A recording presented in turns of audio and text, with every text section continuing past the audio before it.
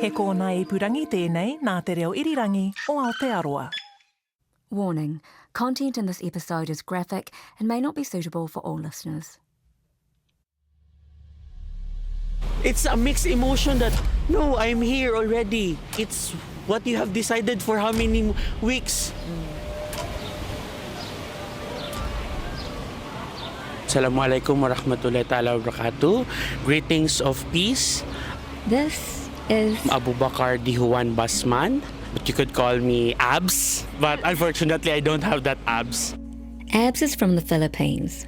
When we meet up, he's part of a group of young leaders visiting New Zealand. Now the thing about Abs, well, it's impossible not to get caught up in his warm, friendly smile. He's confident and charismatic. And yes, he definitely has a sense of humour. Yeah, I'm just a happy-go-lucky, go with the flow. Hi, I'm Sonia Yee, and you're listening to Only Human, a podcast about the moments where life takes a turn when you least expect it. And this is a story about a young man who puts his life on the line. Just a warning, some of the content in this episode may be unsuitable for younger listeners. Back to Abs. He's an IT graduate and comes from a middle-class family just on the outer edges of Marawi. In the province of Lanao del Sur. Officially, the Islamic city of Marawi, about 31 hours from Manila. Lanao del Sur and Marawi City is located in the central western part of Mindanao. So Mindanao is at the southern main island of the Philippines.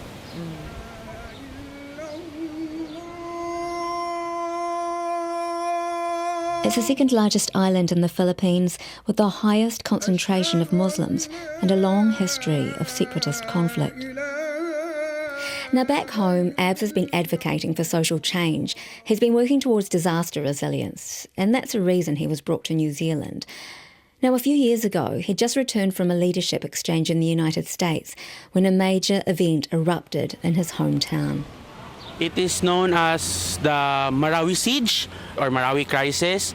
A local terrorist or extremist group took over our hometown, Marawi City. This group plead allegiance to ISIS. In May 2017, clashes began during an offensive in Marawi in an attempt to capture the leader of a jihadist-affiliated group, Abu Sayyaf. It turned into an open-fire attack of the terrorists against armed forces. It was heavy duty. But for Abs, it started out like any other day.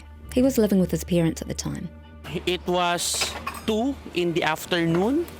I'm in our house in Cagayan de Oro. It's about a 3-hour drive from Marawi City, where the siege was taking place. Terrorist members with heavy calibered guns, grenades. The event escalates quickly. Abs said it erupted because a warrant was filed by the security group to the head of the terrorist extremists, and from there, it was full-on, open fire. By the time Abs hears about the attack, he's in total disbelief. It's that kind of shock that leaves you speechless. He finds out via a Facebook post, and that makes it even more surreal.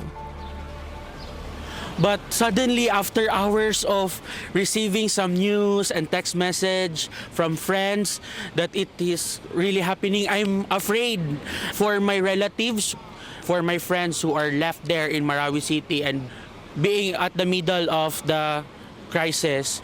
I'm afraid that it might spill over in Cagayan de Oro City. It's not that far. 3-hour drive. The location of Marawi is in the center. In the evening, the president declared martial law in Mindanao and ordered airstrikes in my hometown. Eventually, I realized that, no, it's really happening. I didn't expect that this serious event would happen. And not in the very least because he'd just literally arrived off a plane from the States. On the first week of the siege, I was still thinking, what can I do? My former boss, he decided to volunteer because at that moment in Marawi City, the government offices shut down, public services shut down. Before long, Abs' former boss asks him to join the volunteers, but he turns it down. The offer is made again as more manpower and people are needed. the volunteer team needs to recruit people with technical know-how. Again, Abs turns down the offer. You see, Abs is only 21 years old at the time. He's a uni grad, and the thought of trying to help in a war-torn city with airstrikes happening overhead isn't exactly something he's prepared for. There's a snap of a finger. I guess third time's a charm. Abs bites the bullet. Came into my mind that, hey, you have to volunteer. I think this is your purpose. And suddenly, I don't know. I prayed to Allah subhanahu wa ta'ala, what should I do? How can I help? It's the right thing for me to do. It's the thing that I could offer. I would volunteer. Abs is nervous and scared, but he's also excited. I was searching for my purpose because I wasn't able to pursue my dream to become a doctor. So I said, maybe there is something that is destined for me. Something that I could really express myself and be happy about it. As the youngest volunteer among 60 others from his town, there seemed no other time like the present to throw himself into the deep end. Through his advocacy leadership training, you could say it was all preparation for a moment like this. Except he had no idea it was going to happen so soon. And I was calculating even the risk that something might possibly happen to me. My mom, I said, no, I'm afraid something might happen to you. I said, Mom, even if you will allow me or not, I have already decided. I've realized that I think it is my calling, my destiny.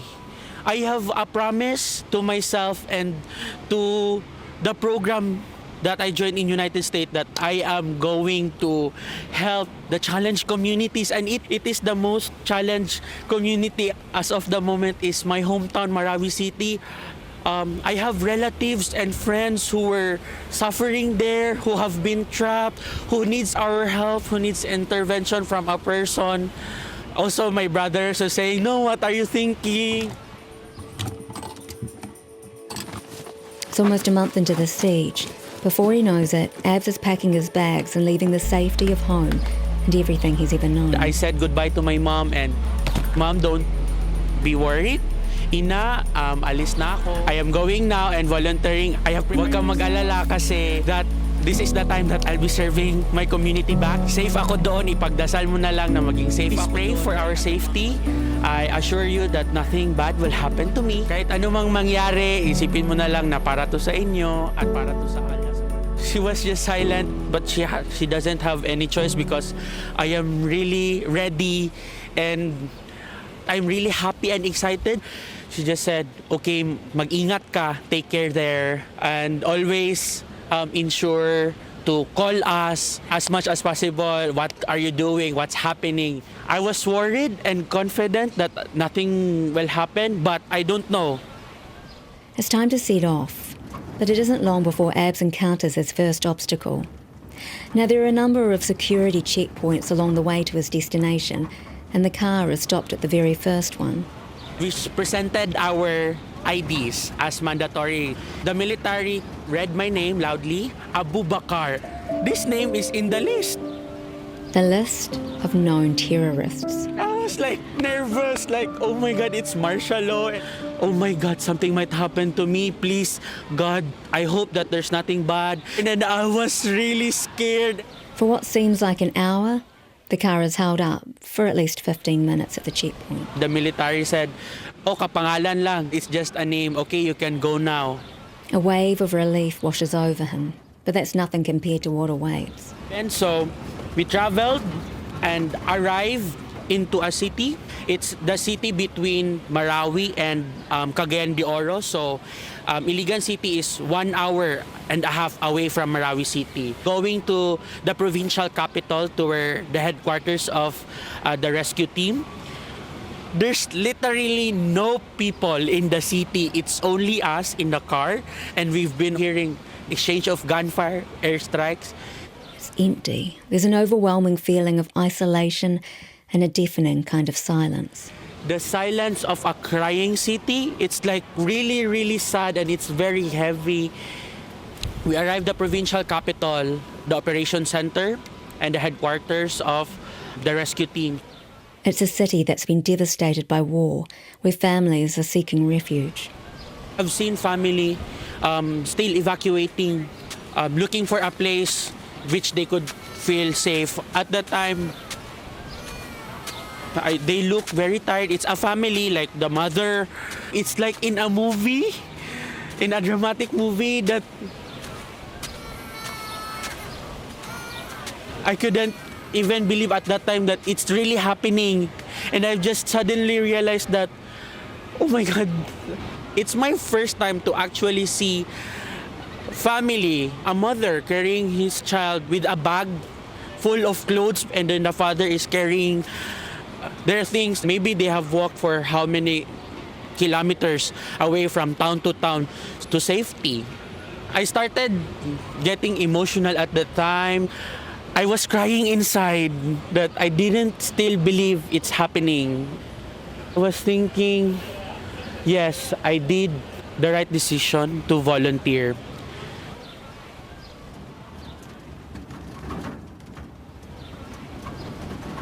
As we passed through the second checkpoint, I opened the window of the car. I was hearing gunfires, machine guns, like dag, dag, dag, dag, dag, dag, dag. Like it's like exchange of gunfire. There is an airstrike. It's really, really loud. I know that it's kilometers away from me, but still very loud. And my heart is pounding, and in my mind, you know, the feeling of, should I pursue? It's a mixed emotion.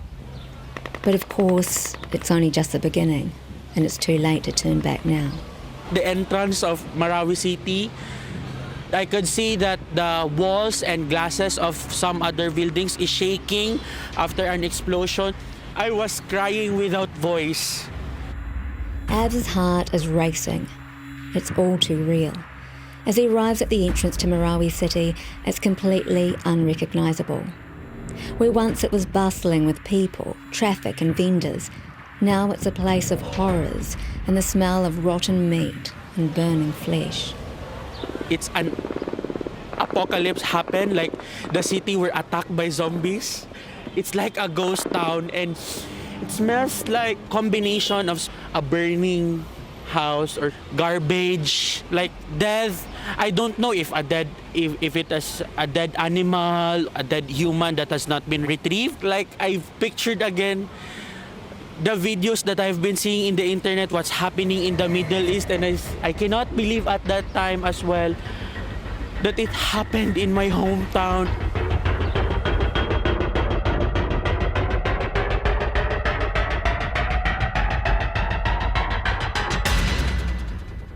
The volunteers have no equipment, no knowledge of what to do or how to handle a crisis like this. All they have is their white construction helmets and a white band around their arm that indicates that they're part of the volunteer rescue team. And the only thing they're running on is their instincts. So the rescue team were tagged by the media as the white helmets of Marawi. As promised, Abs is kept off the ground and set up at the central office.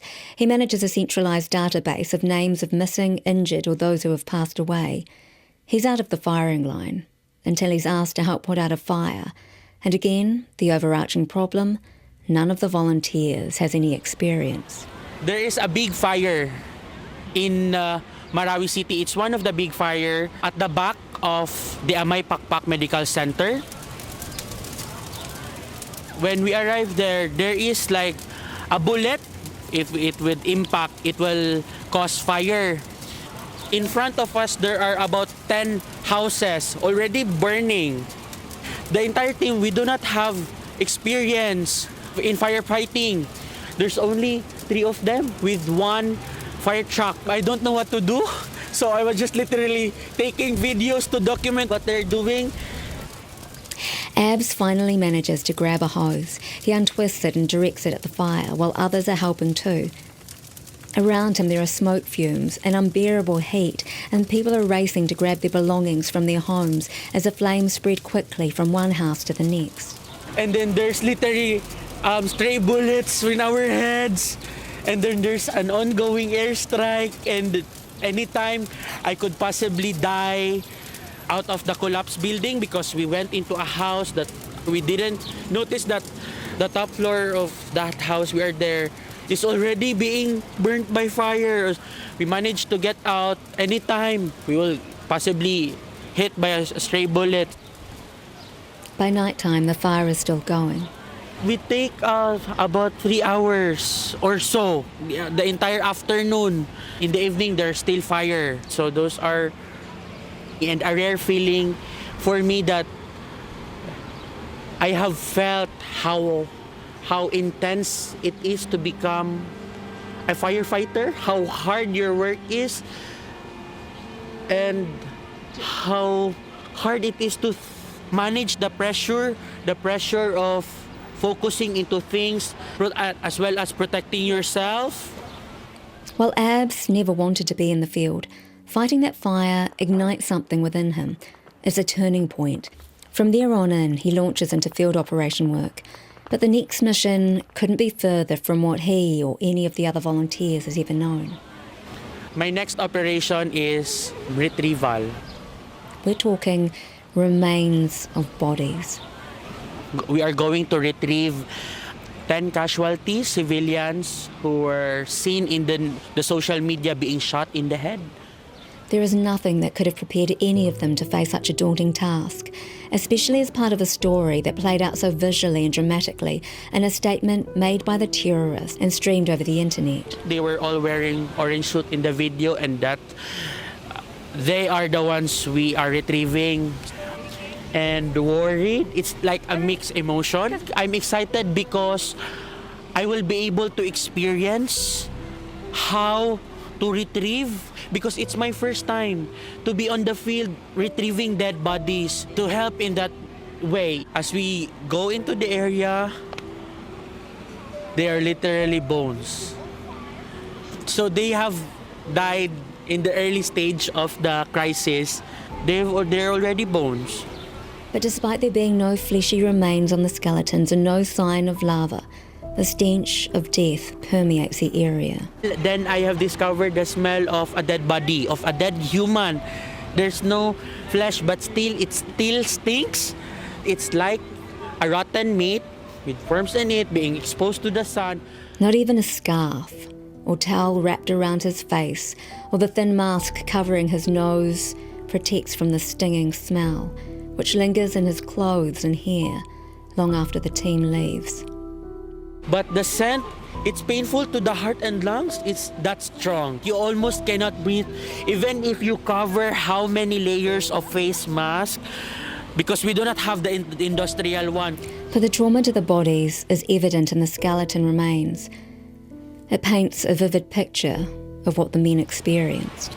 We saw the head is being shot. There's a hole in the skull. Some other bodies, they do not have their arms, they do not have their feet. We consider every part as a different individual. So when it is scattered, we consider it as an individual. When it is together, like they're connected, just get it, put it into the body bag. At that time, it's very emotional. Among the scattered bodies and remains are also the clothing worn by the men who were held captive, along with their ID tucked into their pockets. If their family is looking after them, there is a post-mortem area that they could do DNA, and finally their family would know that their relatives who have been away from them for many times, they will know that it's a casualty of the siege. Abs is filled with mixed emotions. He went to Marawi City to help. He never expected to deal with the aftermath of war and the remains of the dead. He's filled with an overwhelming sense of grief.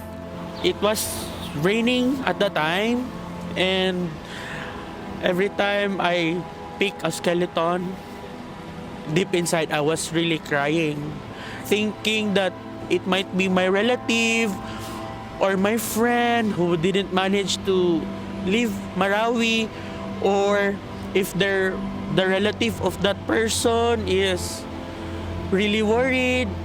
That person might have children who is longing for a father or a mother. This is the price of volunteering. I will be able to help families of those victims. They will have the chance to be with their family again. Without a feedback process or any other practice put in place after each operation, the volunteers come together to enjoy good food.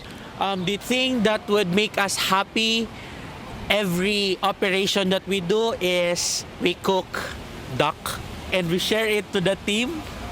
That's our mechanism to debrief ourselves, to control our emotion, to process the things that had happened, to share something special like what have you really realized, things, ways forward. Sitting in an inner city Wellington park is a far cry from things back home, and the Marawi siege left a big impact on Ab's future outlook. So what did he take away from the experience, and how did it change him? I felt be more strong, to take more courage, because I know I can do something even more. I was discovering the things that I could possibly do beyond what I am used to doing. So I've been discovering that, I can be this brave, I can take risk this big. I have discovered that I am willing to sacrifice my life. I was really ready that anytime the worst thing that could happen is that I would die. And I said to myself, I will be really happy if that would happen, because it's my destiny and I have served my purpose. It's been 3 years since the conflict. Ab says Marawi City is still in recovery. Around 300,000 people have been displaced by what became known as a 5-month war, one that left years' worth of damage in its wake and around 1,000 casualties. During the battle in Marawi, key structures were destroyed or damaged, including the Grand Mosque, where many of those forced out of their homes used to worship. The rehabilitation process of the government is too slow. There are still people who are living in a temporary shelter. A temporary shelter is 5 by 5, very small, and 10 members in the household, and then they will fit into that very tiny place. They will sleep in the floor. They have a very thin mattresses. Marawi is cold. There's no water there. Sometimes there will be water in the faucet. Most of the time there's none. So we literally just get water from the water catchment. We have a water tank. Then for me, it will sustain for like weeks or days. But how about those family? Each houses would have water catchment, but it's still not enough. It's very hard to find job there in Marawi, because literally everyone is just starting to put up business to recover from their great loss in the city center. Their business were totally turned into rubble. Today, Abs is back in the Philippines, and there's no turning back. He never returned to live with his parents after the siege, but chose to stay in Marawi City where the war broke out. He lives alongside those families taking refuge in those same temporary shelters. He's committed to a lifelong path of advocacy for his community. So living there in our current situation, it's very hard. I know that I can do something. Since I've already started, I would like to take this journey until we moved in a positive way, until they recovered.